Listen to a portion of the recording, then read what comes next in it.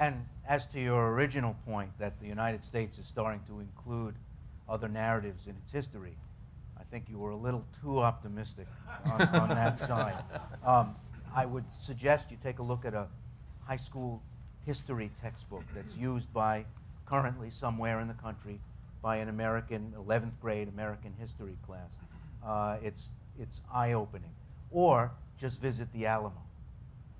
Either way. Surely since the 70s, so much progress has Yes, been made. yes, things have gotten better, but as far as incorporating those narratives, we're a long way, even in our history, from deciding who's part of the story and who continues to stand outside of it. Yes, sir.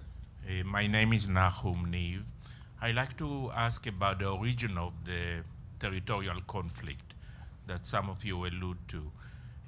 There's so much pressure on Israel from the so-called international community to give back territories, unlike any other events in the world. When the aggressor of a war is losing his war and the territory was occupied. We see many examples in Europe. And the second question, the second point, is that from the rejectionists in the Palestinian, they are winning because since the beginning of the Intifada, we didn't even talk about Palestinian entity.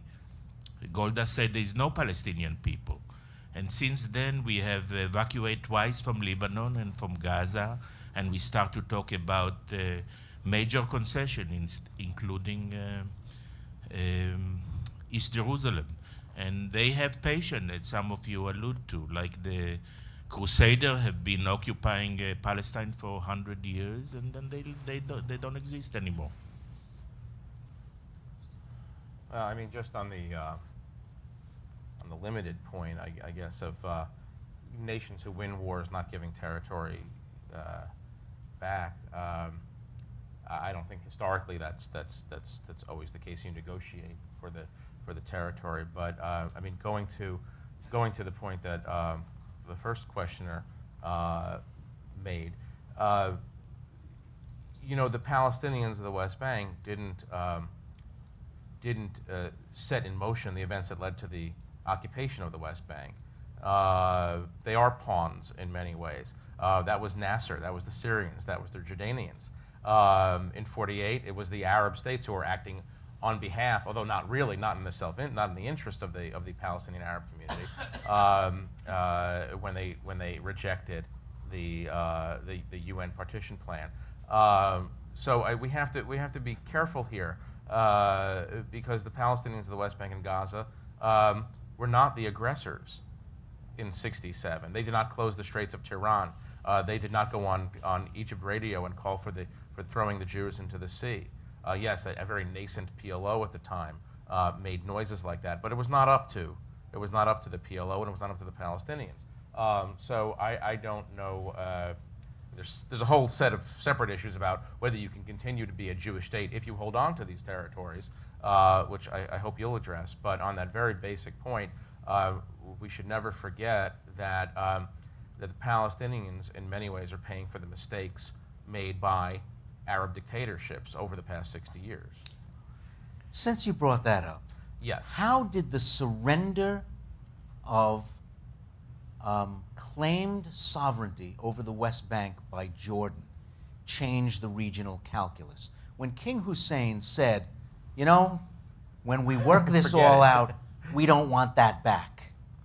How did that change everything? Well, first of all, it allowed Israel to reach a peace agreement, a peace treaty with Jordan 6 years later. Hussein made his statement in '88. In '94, Israel had signed a peace treaty. It would not have been able to sign a peace treaty if Israel was still occupying the West Bank and King Hussein wanted the West Bank back. So we got rid of that problem. That was very useful. But did it throw a couple of logs on the fire of Palestinian nationalism? Absolutely. It made it clear that the only solution is going to be a two-state solution, the creation of a Palestinian state.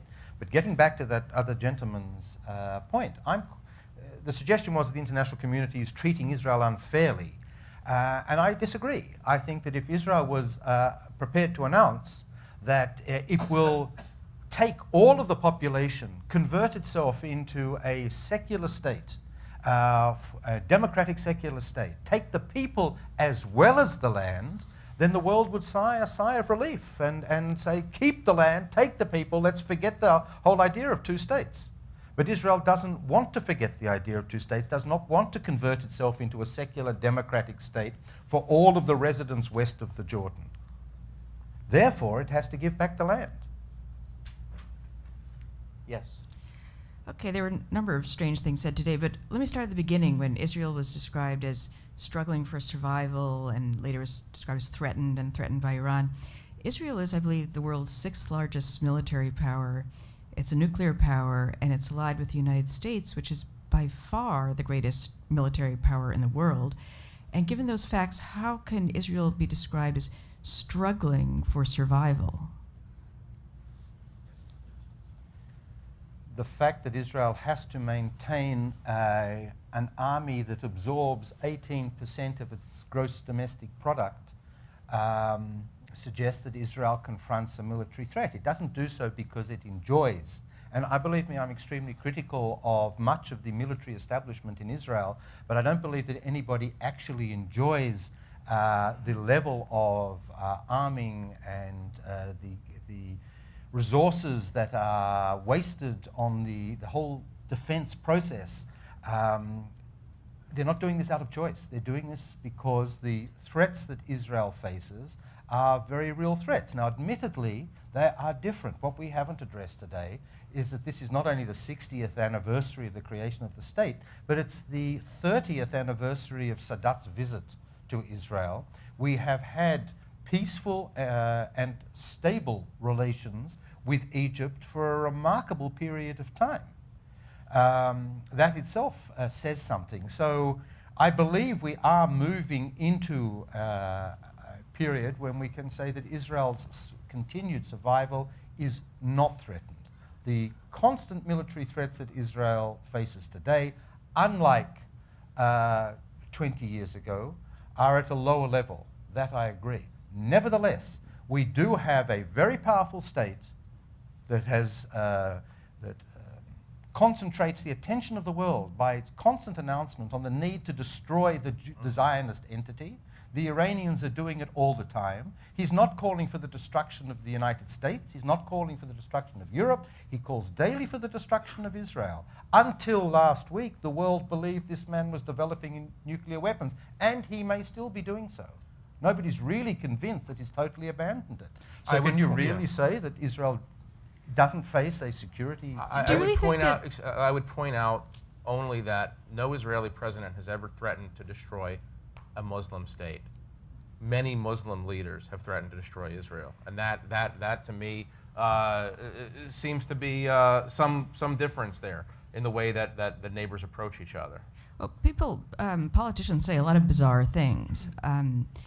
You know do you what? really After the believe- Holocaust, when somebody says, I'm going to wipe out a Jewish state of 6 million people, you could pardon Jewish people when they get a little bit hinky about it. Well, first of all, a lot of people thought that was mistranslated. Secondly, do you really The believe first No, time no, he said it, no, or the but- 1,000th time he said it? Yeah. I mean, after the 400 times of saying that Israel will be erased from the map, I don't know. It's pretty But clear. let me and- let me yeah. understand your objection a little better. Yes, what you laid out at the beginning, that Israel is militarily powerful and is allied with the most powerful military state on the planet, both undeniably true. But that does that negate the existence of a threat? Or can you be powerful and threatened? Can you be in danger of losing large numbers of your civilians and be bound to win at the end, at the same time? Well, I guess I find it some. Quickly respond, yes, and we'll hear from other questions. Would Iran really bomb Israel knowing that they would be obliterated in response? I find that hard to believe. Okay, it's a useful question. I'm not prepared to gamble the future of my children on the assumption that the Iranians are rational. Are rational. Think like you did. You doubted the rationality of Iranian leaders saying they won't attack Israel because they'll be destroyed. That assumes a certain rationality. I'm not prepared to sit in Tel Aviv and say, you know what? If they were smart, they're not going to attack us, therefore they're not going to attack us. I can't assume that. I cannot assume that. You know, I have to be prepared for the fact that they might be irrational, that they might have a president that goes on television every week and calls for our destruction. That's a sign of irrationality. You were going to say, Jeffrey? No, it's just another example pops to mind. In 1990, Iraq invades Kuwait. The United States launches an invasion to free Kuwait from Iraq. In response, Iraq fires missiles at civilians in Tel Aviv. I mean, I think you could understand why Israelis might think that people want to kill them. And that is not the only seemingly irrational Arab response to a crisis in the Arab world. Israel had absolutely nothing to do with the invasion of Kuwait. And yet, Israel becomes the target again and again of Arab states who are trying to involve it or trying to kill Israelis or trying to do I don't know what. But if you can't understand why Israelis might think that some people are out to get them, you're not thinking, you're not putting yourself in their shoes. You're mirror imaging. And the loss of life, it should be pointed out, would have been much higher in that particular circumstance if the Iraqi missiles hadn't been garbage. Right. So it was just that Israel at that particular moment was lucky to have incompetent enemies. Yes. I'd just like to ask you your opinion on the people living in these refugee camps. Do you have any idea when, if ever, might these refugee camps be closed and these people go back to some kind of a normal existence, and how might that, when and how that might ever occur? Well, we can assume that will occur when the Arab world allows it to happen. The continued existence of the refugee camps is very much a weapon in this political struggle against Israel. After 1967, when Israel gained control of the larger refugee camps in Gaza, there was a concerted Israeli push of urban renewal and building housing, public housing, that would allow the refugees to move out of the camps, and that was very much in Israel's interest. It's the opposite interest of the Arab states. And the political leaders of the refugees refused to cooperate. So the refugee camps will be disbanded as part of a final political settlement. Look, this is why I hope that a big and viable and happy Palestinian state comes into existence, because then the refugees will have a place to go. But if you're a Palestinian leader who wants to keep the right of return on the table and in the negotiations as an issue, why would you want to see the dismantling of settlements? Well, you Isn't wouldn't that, until isn't after. that part of the pressure in the pipe? Dismantling of the settlement? You mean dismantling of the refugee camps? Refugee camps, excuse me. Well, of course. I mean, you keep it there until you negotiate your final decision on the issue of right of return. So And one event is a precondition. one for event another. is a precondition of the other. And we all know that Israel can't accept the actual large-scale, quote-unquote, right of return, because that would be the demolishment of that would be the end of Israel. But what you can have is a symbolic right of return, and you could have negotiations and payment and the establish. Look, one of the wonderful things about the settlements, maybe the only wonderful thing about the settlements, is that they could be used for housing many thousands of Palestinians who are coming back from Lebanon and Jordan. I know that's From your lips to God's Yeah, ears. no, I mean that's logical. So therefore, it might not happen. It didn't happen in Gaza, as we know. Actually, I think the Palestinian leadership opposes that because it's the wrong sort of housing. It's far too wasteful of resources, of the scarce resources there. You could put a lot of people in those settlements. I'll Yeah, agree that's with true. that. That's Yeah, true. you can All get the a lot of leadership and all of their friends. that. That's the problem. Yeah. Is that the rich guys that take the Let's go settlements. back to the mics. Yes. I have two questions. One with regards to the radicalization of the Palestinian, and the second is with regards to Israel's definition of its own self. My first point on the radicalization of the Palestinians, I was equally dismayed by hearing these sort of comments and chants that you mentioned, Mr. Goldberg, around the historical conflict between Arabs and Jews and the reference to religious historical facts more than 1,500 years ago by what is otherwise a very secular nationalist movements. And I would argue it's pretty dangerous if you look at what's happening today, when we're starting to portray this conflict in religious terms between Muslims and Jewish. This is actually quite at the edge or the extreme of what the historical experience has been between Judaism and Islam. In fact, if you look at the major history between Islam and Judaism, Judaism has actually flourished way more under Islam than it has ever under Christianity, in both in the Arabian Peninsula and in Spain. So the fact that we are at a point today where you have secular Palestinians who come from a secular nationalist movement who chime such slogans make you think, what has happened, and why do you have a radicalized population today that has voted people like Hamas into power? What do you think is the role of the Israeli government in that trend over the last 30 years, starting from the explicit funding of Hamas in the 80s and the so-called Oslo peace process from the beginning of the 90s, where the Israeli government was negotiating on the one end of the table and then building settlements on the ground? So my first question to you, Mr. Goldberg. That's just the first question. That's the first question. Well, why is don't we around leave, the why role don't we of the- leave it there, because that's a very good question. I think you should hear his response, and then I'm going to get to this last question. And the program. First, let me just talk about, for just 1 second, since you brought it up, the relationship between Judaism and Islam.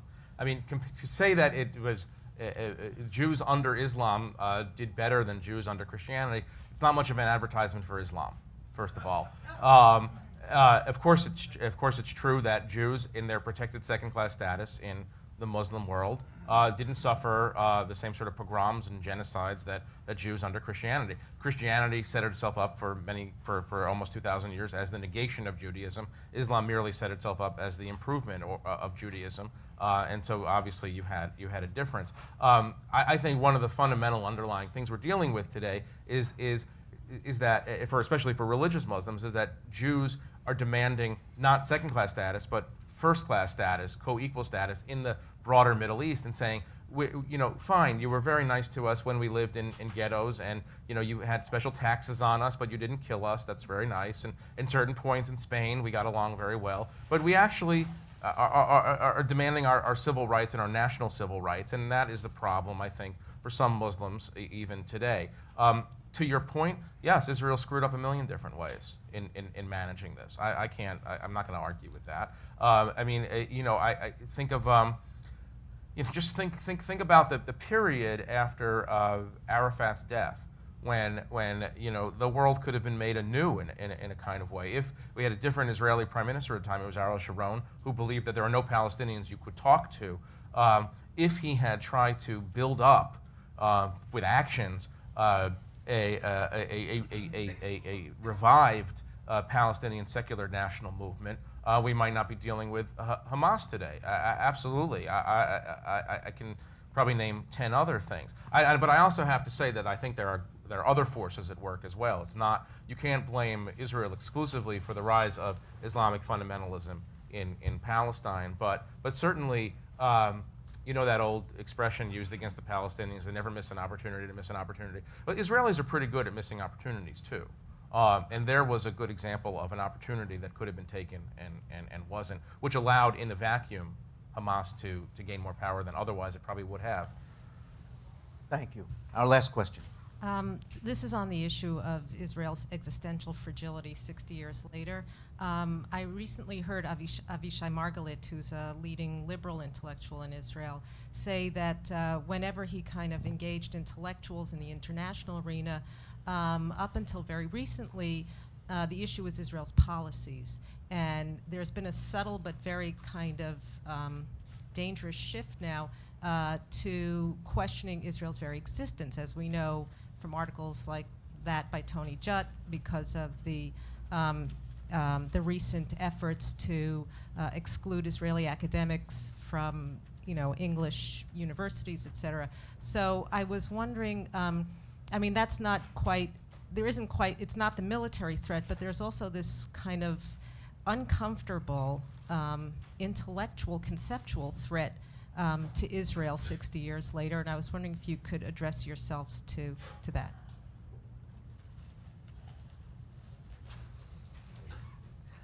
I think it's the intellectual parallel to the issue of to the demographic issue.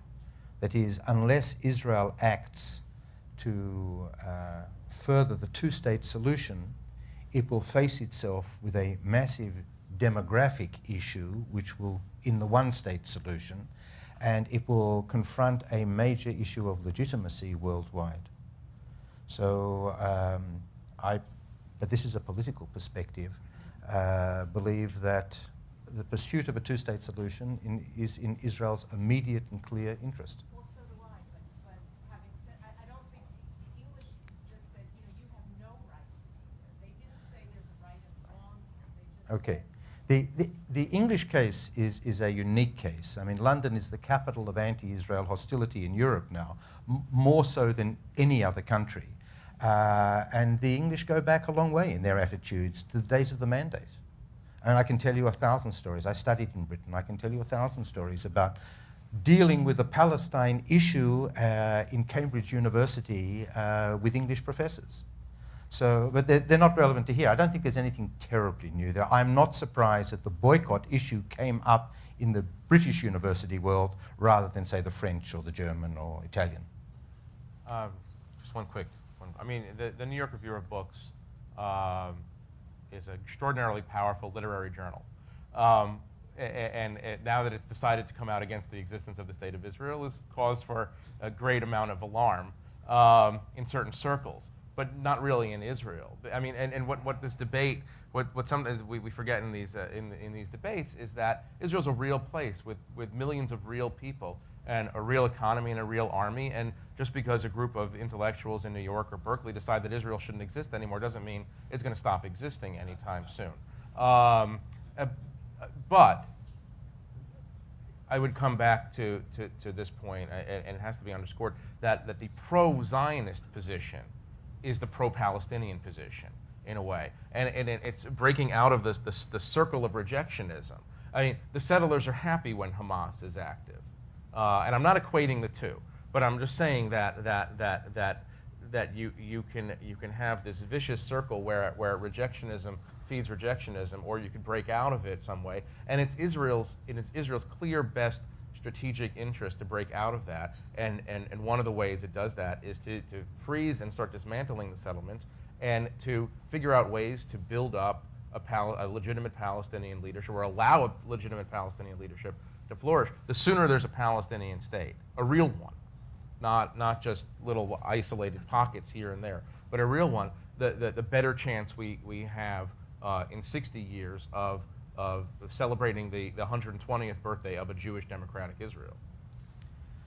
Thank you all for coming. Please thank Ronald Zweig and Jeffrey Goldberg.